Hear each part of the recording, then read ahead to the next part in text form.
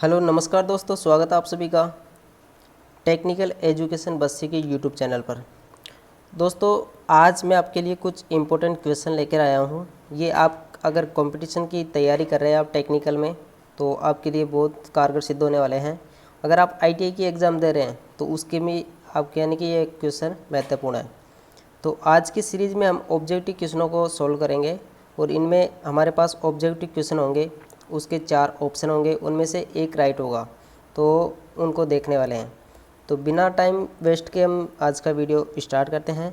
Video start करने से पहले आपसे रिक्वेस्ट है कि आप अगर चैनल पर नए हैं तो चैनल को सब्सक्राइब कर लीजिए, ताकि इस प्रकार के जो भी वीडियो मैं आपके पास लेके आता हूँ तो उसका नोटिफिकेशन आपके मोबाइल में आ जाए और आप उस चीज़ को देख सकें। वीडियो अच्छा लगे तो लाइक कीजिए और अपने दोस्तों के साथ में शेयर करना ना भूलिएगा। तो जो सबसे पहला क्वेश्चन है वो है, आमतौर पर किसके लिए ग्राउंडिंग प्रदान की जाती है? जो उपकरणों की ग्राउंडिंग की जाती है यानी कि अर्थिंग की जाती है, वो किस लिए प्रदान की जाती है? तो इसके अंदर ऑप्शन ए है केवल उपकरणों की सुरक्षा के लिए, बी ऑप्शन है केवल ऑपरेटिंग कर्मियों की सुरक्षा के लिए, सी ऑप्शन है दोनों ए व बी, डी ऑप्शन है उपरोक्त में से कोई नहीं। तो जो अर्थिंग करते हैं उसका उद्देश्य होता है कि जो उसको ऑपरेट करने वाला इलेक्ट्रीशियन है उसकी यानी कि उसको विद्युत झटका ना लगे और जो उपकरण है उनकी भी सुरक्षा बनी रही। तो इसके अंदर ए और बी ऑप्शन दोनों हमारे राइट हो जाएंगे। तो इन दोनों को सी ऑप्शन में दिया गया है, तो सी ऑप्शन हमारा राइट हो जाएगा। फिर उसके बाद में देखते हैं क्वेश्चन नंबर 2। क्वेश्चन नंबर 2 कहता है, किन कारकों पर मिट्टी प्रतिरोध निर्भर करता है? यानी कि ऐसे कौन से कारक है जिन पर मिट्टी का प्रतिरोध निर्भर करता है? ए ऑप्शन है इलेक्ट्रोड की गहराई, ये इलेक्ट्रोड की गहराई है। बी ऑप्शन है नमी, सी ऑप्शन है चारकोल व कोयला, और डी ऑप्शन है उपरोक्त सभी। जो भूमि का प्रतिरोध है यानी कि वो इलेक्ट्रोड कितना गहरा है उस पर भी निर्भर करता है, नमी पर भी निर्भर करता है। चारकोल और कोयला इसलिए डाला जाता है कि उसके अंदर यानी कि नमी लंबे समय तक बनी रहे। तो इसके अंदर डी ऑप्शन हमारा राइट हो जाएगा।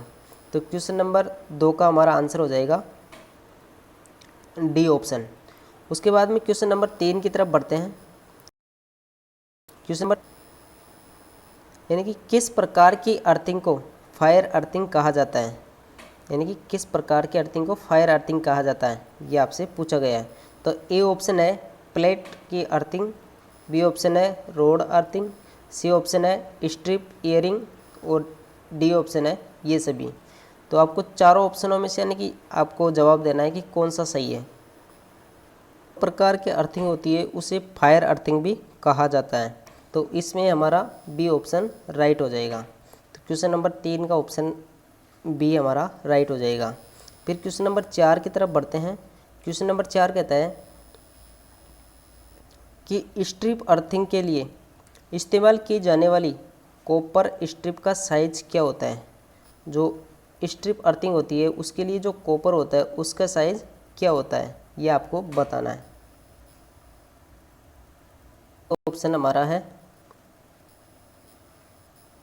25 mm into 4 mm, B option है 25 mm into 3 mm, C option है 30 mm into 4 mm, D option है 30 mm इंटू 3 mm।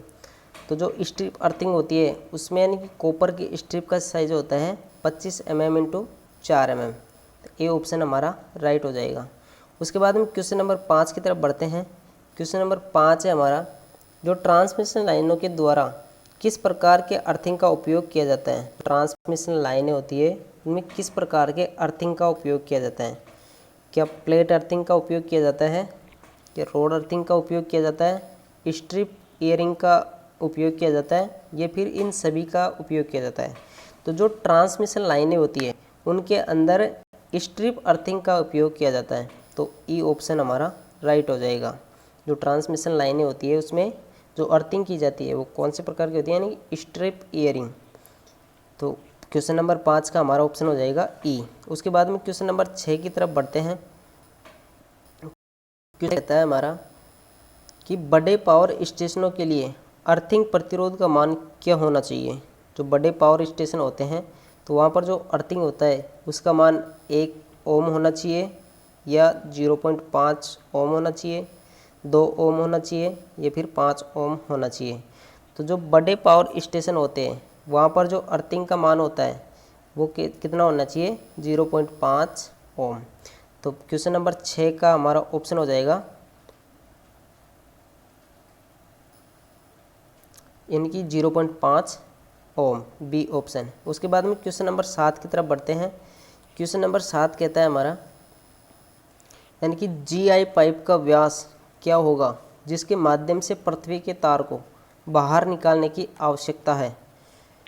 तो जो जीआई तार वायर है उसका व्यास पूछा गया है जिसके माध्यम से यानी कि अर्थ वायर को बाहर निकाला जाता है।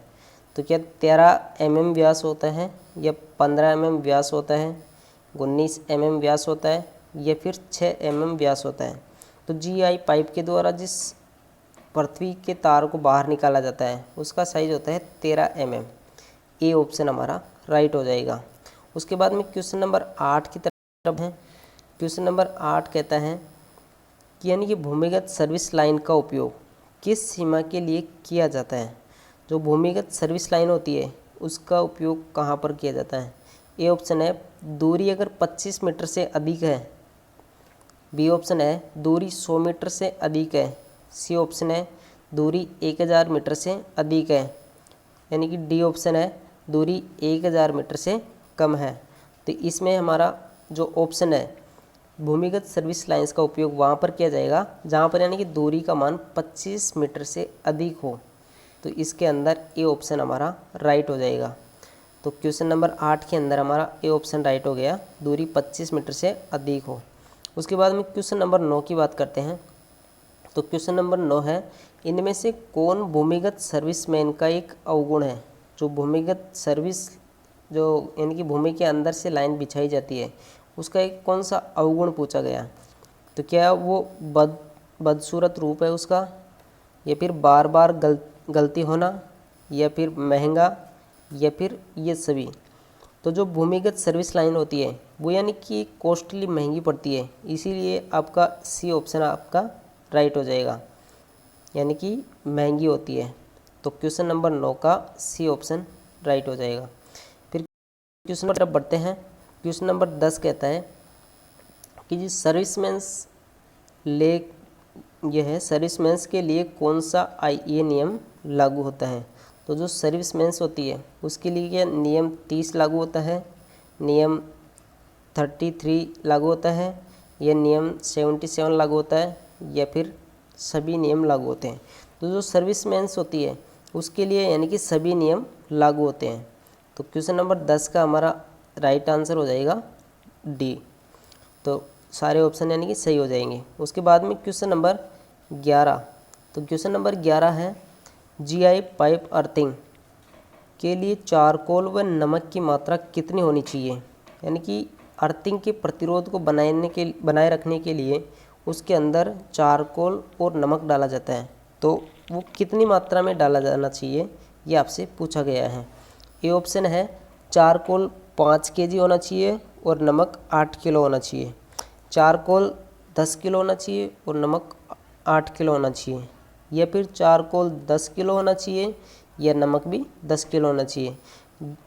ऑप्शन डी है चारकोल 5 किलो होना चाहिए और नमक 5 किलो होना चाहिए। यानी कि जो जीआई पाइप अर्थिंग है उसमें चारकोल और नमक की मात्रा 10-10 किलो होनी चाहिए। तो हमारा सी ऑप्शन राइट हो जाएगा। उसके बाद में क्वेश्चन नंबर 12 पर बढ़ते हैं। क्वेश्चन नंबर 12 कहता है जीआई पृथ्वी प्लेट की विशिष्टता क्या है। जो जीआई पृथ्वी प्लेट होती है उसकी विशिष्टता क्या होती है। ए ऑप्शन कहता है कि 60 centimetre into 60 centimetre into 3 mm, यानी कि 60 सेंटीमीटर लंबाई और चौड़ाई यहाँ पर दी गई है और ये 3 mm है उस प्लेट की मोटाई दी गई है। तो क्या ए ऑप्शन सही है, ये बी ऑप्शन है 60 centimetre into 60 centimetre into 6 mm, C option है 60 centimetre into 60 centimetre into 4 mm, D option है 60 इंटू 60 इंटू 5 mm। तो जो जीआई पृथ्वी प्लेट होती है यानी कि अर्थ प्लेट होती है उसकी बी ऑप्शन इसमें राइट हो जाएगा आपका। यानी कि 60 mm into 60 mm into 60 centimetre into 60 centimetre उसकी लंबाई और चौड़ाई होनी चाहिए और 6 mm मोटी प्लेट होनी चाहिए। तो क्वेश्चन नंबर 12 में बी आपका राइट हो जाएगा। फिर उसके बाद में क्वेश्चन नंबर 13 की तरफ बढ़ते हैं। क्वेश्चन नंबर 13 है कि मिट्टी का विशिष्ट प्रतिरोध क्या है। मिट्टी का जो विशिष्ट प्रतिरोध है वह क्या है। ऑप्शन ए है मिट्टी से मिट्टी में बदलता है, बी है नियत रहता है, सी ऑप्शन है इससे जुड़े सर्किट पर निर्भर करता है और डी है आपूर्ति वोल्टेज पर निर्भर करता है। तो यानी कि क्वेश्चन नंबर 13 का आपका जो आंसर सही है यानी कि वो मिट्टी से मिट्टी में बदलता रहता है, तो ए ऑप्शन इसका राइट हो जाएगा। तो क्वेश्चन नंबर 13 का ए ऑप्शन आपका राइट हो जाएगा। उसके बाद में क्वेश्चन नंबर 14 की तरफ बढ़ते हैं। क्वेश्चन नंबर 14 है एक सर्किट के विभिन्न भागों का अर्थ पर कॉन्सेप्ट होता है, यानी कि जो एक सर्किट होता है उसका एक अर्थ पर क्या कॉन्सेप्ट होता है, यानी कि उसका प्रतिरोध मध्यम प्रतिरोध होता है या उच्च प्रतिरोध होता है। ये प्रतिरोध है या पर कुछ मिसप्रिंट है लिखने में। सी ऑप्शन है बहुत उच्च प्रतिरोध होता है या फिर बहुत कम प्रतिरोध होता है। तो सबसे पहले तो आपको यानी कि क्वेश्चन समझ में आना चाहिए। एक सर्किट है उसका विभिन्न भागों पर जो अर्थ का मान होता है, जो रेजिस्टेंस का मान होता है, ये कम होता है, अधिक होता है या फिर मध्यम होता है, ये आपसे पूछा गया है। तो इसके अंदर आपका डी ऑप्शन राइट हो जाएगा, यानी कि बहुत कम प्रतिरोध होना चाहिए। अर्थ का प्रतिरोध जहाँ तक संभव हो यानी कि कम से कम होना चाहिए। फिर उसके बाद में क्वेश्चन नंबर 15 कहता है कि अर्थिंग के बाद इलेक्ट्रिकल मशीनों के विभिन्न भाग खाली स्थान पर होते हैं, यानी कि अर्थिंग के बाद जो मशीन के भाग होते हैं उनमें यानी कि विभव का मान आपसे पूछा गया है। क्या वोल्टेज अनंत होता है, क्या वोल्टेज मध्यवर्ती वोल्टेज होता है या फिर जीरो वोल्टेज होता है या फिर उच्च वोल्टेज होता है। तो इनमें आपको ये बताना है कि जो अर्थिंग करने के बाद मशीन का जो विभव पोटेंशियल है वो कैसा होता है, यानी कि अर्थिंग करने के बाद उसका पोटेंशियल क्या हो जाता है, जीरो। इसमें सी ऑप्शन आपका राइट हो जाएगा। क्वेश्चन नंबर 16 की तरफ बढ़ते हैं। क्वेश्चन नंबर 16 है 3 फेज सिस्टम में न्यूट्रल क्या है। जो 3 फेज सिस्टम होता है उसमें न्यूट्रल क्या है, अर्थ किया हुआ होता है या फिर कम वोल्टेज से जुड़ा हुआ रहता है या उच्च वोल्टेज से जुड़ा हुआ रहता है या फिर नहीं जुड़ा हुआ रहता है। तो आपने देखा होगा कि जो 3 फेज सिस्टम होता है उसमें यानी कि वाइंडिंग के तीनों सिरों को एक जगह जोड़ा जाता है, उस पॉइंट को न्यूट्रल कहा जाता है और उसको हमेशा यानी कि अर्थ करके रखा जाता है। अर्थ करके क्यों रखा जाता है कि न्यूट्रल पॉइंट एक जगह स्थिर बना रहे। अगर मान लीजिए अर्थ करके नहीं रखेंगे तो उसका जो इस प्रकार से ये जो उसका न्यूट्रल पॉइंट है, अगर इसको अर्थ करके नहीं रखेंगे तो ये असंतुलित लोड पर इसमें से विभव बहना यानी कि धारा बहना स्टार्ट हो जाएगा, तो हमारा न्यूट्रल स्थायी नहीं रहेगा। इसलिए इसको स्थायी रखने के लिए उसको अर्थ करके रखा जाता है। तो ए ऑप्शन हमारा राइट हो जाएगा। क्वेश्चन नंबर 16 में ए ऑप्शन हमारा राइट हो जाएगा। फिर उसके बाद में क्वेश्चन नंबर 17 की तरफ बढ़ते हैं। क्वेश्चन नंबर 17 है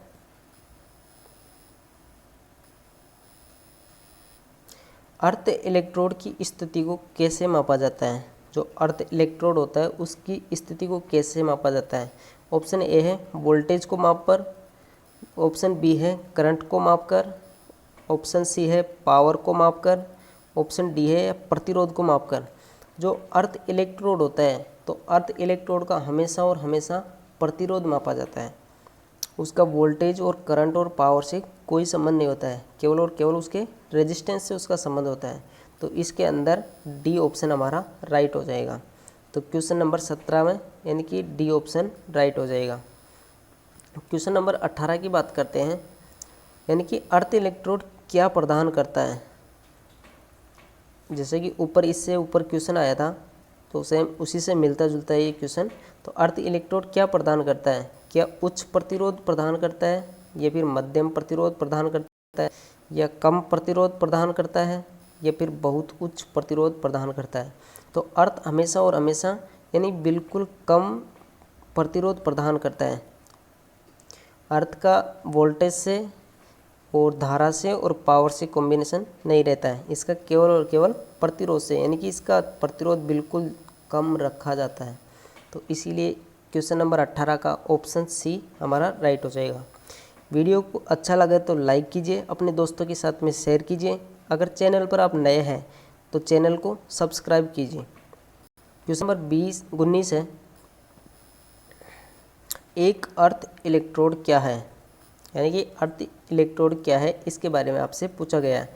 इलेक्ट्रोड जो अर्थ से जुड़ा हुआ है, बी ऑप्शन है अर्थिंग के लिए प्रयुक्त मटेरियल्स, सी ऑप्शन है सर्किट से जुड़ा इलेक्ट्रोड, डी ऑप्शन है इलेक्ट्रोड जो मेंस से जुड़ा हुआ है। तो इसके अंदर क्वेश्चन नंबर 19 में आपका जो राइट आंसर है वो यानी कि अर्थिंग से जुड़ा हुआ मटेरियल क्या है, तो वही इलेक्ट्रोड्स कहलाएगा। तो क्वेश्चन नंबर 19 का आपका राइट आंसर हो जाएगा बी। उसके बाद में क्वेश्चन नंबर 20 क्या कहता है कि अर्थिंग क्या है, तो आपसे अर्थिंग के बारे में पूछा गया है। तो इसका ऑप्शन ए है इलेक्ट्रिकल मशीनों को अर्थ से जोड़ना। क्वेश्चन नंबर 20 का बी ऑप्शन है ज़मीन के लिए कनेक्शन प्रदान करना। सी ऑप्शन है विद्युत मशीनों को स्रोत से जोड़ना। डी ऑप्शन है करंट का स्रोत प्रदान करना। तो देखिए इसमें अर्थिंग के बारे में जिक्र किया है, तो यानी कि इलेक्ट्रिकल मशीनों को अर्थ से जोड़ना ही अर्थिंग कहलाता है। तो क्वेश्चन नंबर 20 के अंदर हमारा राइट आंसर हो जाएगा ए। तो क्वेश्चन नंबर 20 में ए हमारा राइट आंसर हो गया, इलेक्ट्रिकल मशीनों को अर्थ से जोड़ना। फिर क्वेश्चन नंबर 21 की तरफ बढ़ते हैं। तो क्वेश्चन नंबर 21 कहता है प्लेट अर्थिंग में प्लेट इलेक्ट्रोड का न्यूनतम आकार क्या होना चाहिए। जो प्लेट अर्थिंग होती है उसमें प्लेट का आकार 12.5 इंटू 12.5 सेंटीमीटर होना चाहिए, या फिर 20 इंटू 20 सेंटीमीटर होना चाहिए, या फिर 30 इंटू 30 सेंटीमीटर होना चाहिए, या फिर 60 इंटू 60 सेंटीमीटर होना चाहिए। तो इसमें राइट आंसर आपका 60 इंटू 60 सेंटीमीटर ठीक हो जाएगा, क्योंकि प्लेट अर्थिंग में प्लेट का इलेक्ट्रोड का न्यूनतम आकार कितना रखा जाता है 60 इंटू 60 सेंटीमीटर। उसके बाद में क्वेश्चन नंबर 22 की तरफ बढ़ते हैं। क्वेश्चन नंबर 22 है अर्थिंग युक्त उपकरण, यानी उपकरण को किससे बचाता है। जो अर्थ करने के बाद जो उपकरण होता है वो सरण धारा से बचाता है, या फिर ब्रेकडाउन वोल्टेज से, या फिर हानि से, या फिर ऑपरेशनल सर्ज वोल्टेज से। तो जो अर्थिंग युक्त उपकरण है वो उपकरण को हानि से बचाता है। किससे? हानि से। तो इसके अंदर क्वेश्चन नंबर 22 में आपका सी ऑप्शन राइट हो जाएगा। फिर उसके बाद में क्वेश्चन नंबर 23 की तरफ बढ़ते हैं। क्वेश्चन नंबर 23 है अर्थ इलेक्ट्रोड के प्रतिरोध को किसके द्वारा स्वीकार्य स्तर तक कम किया जा सकता है। यानी अर्थ इलेक्ट्रोड के प्रतिरोध को ये कम करने के लिए बोल रहा है, तो आप किस प्रकार से अर्थ इलेक्ट्रोड के प्रतिरोध को कम कर सकते हैं। ऑप्शन ए है अर्थ इलेक्ट्रोड का आकार बढ़ा करके। ऑप्शन बी है अर्थ इलेक्ट्रोड का आकार घटाकर।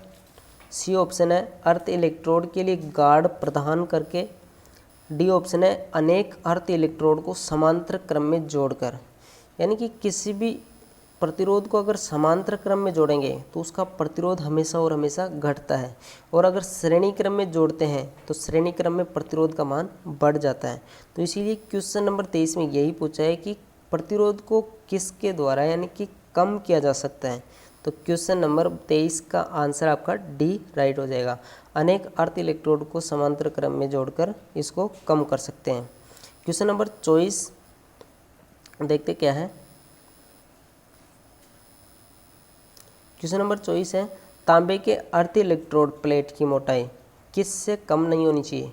जो तांबे के अर्थ इलेक्ट्रोड की जो प्लेट की मोटाई होती है यानी कि किस मान से कम नहीं होनी चाहिए, 3 mm से, या फिर 3.15 mm से, या फिर 6 mm से, या फिर 6.3 mm से। तो जो तांबे के अर्थ इलेक्ट्रोड की मोटाई होती है वो 3.15 mm से कम नहीं होनी चाहिए।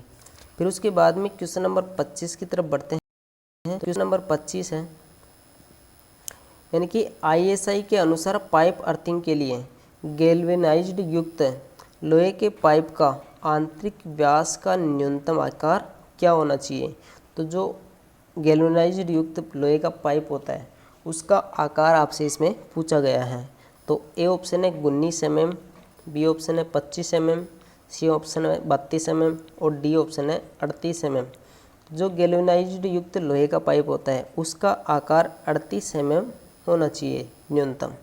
तो क्वेश्चन नंबर 25 का आपका right answer 38 mm, D option सही हो जाएगा। उसके बाद क्वेश्चन नंबर 26 की तरफ बढ़ते हैं। अर्थिंग का उद्देश्य क्या होता है?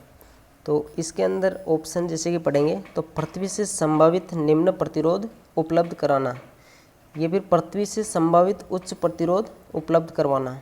सी ऑप्शन है धनात्मक, ऋणात्मक तथा शून्य अनुक्रम धारा। डी ऑप्शन है इनमें से कोई नहीं। तो जो आपका अर्थिंग का उद्देश्य होता है यानी कि पृथ्वी से संभावित निम्न प्रतिरोध उपलब्ध करवाना, ए ऑप्शन आपका राइट आंसर हो जाएगा। क्वेश्चन नंबर 26 का ए ऑप्शन आपका राइट आंसर हो जाएगा। क्वेश्चन नंबर 27 की ओर बढ़ते हैं। अर्थ वायर किसका बना होता है? जो अर्थ वायर होता है वो किसका बना होता है? एल्यूमिनियम का, कॉपर का, एल्यूमिनियम का, आयरन लोहा का या फिर गैल्वेनाइज्ड। तो जो अर्थ वायर होता है वो ऐसी धातु का बना होता है जिसपे यानी कि कार्बन यानी कि जंग ना लगे, तो उसके ऊपर यानी गैल्वेनाइज्ड की एक परत चढ़ी हुई होती है। तो इस प्रकार से डी ऑप्शन आपका राइट हो जाएगा। तो जो अर्थ वायर होता है वो गैल्वेनाइज्ड आयरन का बना होता है। फिर क्वेश्चन नंबर 28, उपयोग किए जाने वाले लूप यानी अर्थ तार का आकार किससे कम नहीं होना चाहिए? जो उपयोग में ले रहे हैं लूप वायर तार, उसका आकार किससे कम नहीं होना चाहिए? ए ऑप्शन है 8 SWG, बी ऑप्शन है 10 SWG, सी ऑप्शन है 20 SWG, डी ऑप्शन है 14 SWG। तो जो उपयोग में लिए जाने वाला अर्थ वायर होता है उसका 14 SWG व्यास होना चाहिए। तो क्वेश्चन नंबर 28 का राइट आंसर हो जाएगा डी। फिर उसके बाद हम क्वेश्चन नंबर 29 की तरफ बढ़ते हैं। तो 29 नंबर क्वेश्चन क्या कहता है कि अर्थिंग इलेक्ट्रोड को भवन से कितने मीटर की दूरी के अंतर्गत स्थापित किया जाना चाहिए जिससे कि इंस्टॉलेशन स्थापना सिस्टम को अर्थ किया जा सके? तो इसके अंदर जैसे कि ए ऑप्शन है भवन से यानी कि 4 मीटर दूर पर रखना चाहिए या फिर 0.5 मीटर दूर रखना चाहिए। सी ऑप्शन है 1.5 मीटर दूर रखना चाहिए या फिर डी ऑप्शन है 2.5 मीटर दूर रखना चाहिए। तो जो अर्थ इलेक्ट्रोड होता है उसको भवन से 1.5 मीटर दूर रखना चाहिए। तो इसके अंदर सी ऑप्शन हमारा राइट हो जाएगा। उसके बाद में क्वेश्चन नंबर आज का लास्ट है 30, इसकी तरफ बढ़ते हैं। तो क्वेश्चन नंबर 30 कहता है कि निम्न में से किसे अर्थिंग के लिए कम से कम प्राथमिकता दी जाती है? यानी अर्थिंग की ऐसी कौन सी इनमें से विधि है जिसको यानी कि कम से कम यूज लिया जाए? यानी चिकनी मिट्टी, बी ऑप्शन है सूखी अर्थ, सी ऑप्शन है साल्ट और चारकोल मतलब नमक और कोयला, डी ऑप्शन है इनमें से कोई नहीं। तो देखिए अर्थिंग हमेशा और हमेशा यानी कि उसके अंदर नमी बनी रहनी चाहिए। तो इसमें बी यानी कि सूखी अर्थ। तो जो सूखी अर्थ होती है उसका कहीं पर भी इस्तेमाल नहीं किया जाता है क्योंकि उसका प्रतिरोध अधिक यानी कि बढ़ जाएगा और अधिक प्रतिरोध बढ़ जाने के कारण उसमें से धारा यानी कि प्रवाहित हो सकती है। तो इसी कारण क्वेश्चन नंबर 30 का बी ऑप्शन राइट हो जाएगा। ये थे आज के ऑब्जेक्टिव कुछ इम्पोर्टेंट और महत्वपूर्ण क्वेश्चन, जो 30 क्वेश्चन थे अर्थ से रिलेटेड। तो वीडियो आपको अच्छा लगे तो इसको लाइक, शेयर एंड सब्सक्राइब जरूर कीजिए और चैनल से जुड़िए ताकि आपको इसी प्रकार के वीडियो और मिलते रहें। मिलते हैं नेक्स्ट वीडियो में, तब तक के लिए धन्यवाद।